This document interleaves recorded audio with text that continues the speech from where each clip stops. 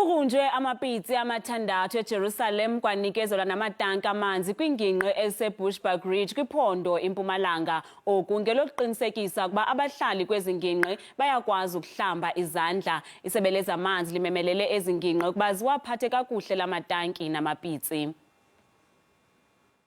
Emandi lithulusi lelimgcokwa ekulwisaneni neligciwane le-COVID-19. Bamfu bayakhuthazwa ukuthi bawashe tandla 20 seconds ngekuphinza-phinza. Kepha-ke imango leminyendi beyingenawo emandi.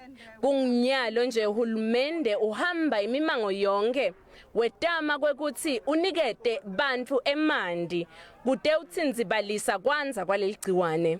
Okunye ubaba uRamaphosa akushilo ukuthi imisebenzi ebalekile insiza zabantu mazinikezelwe.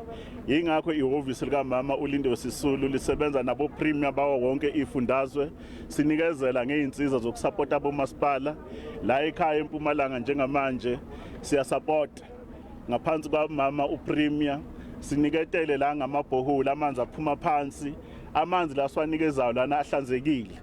Hulumende wesifundza wemukele lo mhlamo. Abantu bakithi mabageze izandla ngaso sonke isikhathi ukwenzela ukuthi le virus esibhekene nayo ingadluleli kwabanye. Abantu bakithi kufanele bakline izindlu zabo ngaso sonke isikhathi kuhlale kuhlanzekile. Imango iyatibongela kutfola lento bewuyidzinga kangaka. But manje la enough besingasinawo.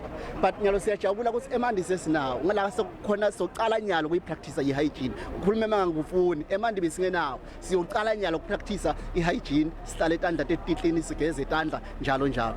Sifundza seMpumalanga ke kungakabiphi sitabe sihlola abantu ngebunyendi kuthi bedeni leligciwane le-COVID-19. Ngusiphephile kunene wetindzaba te SABC eMbombela.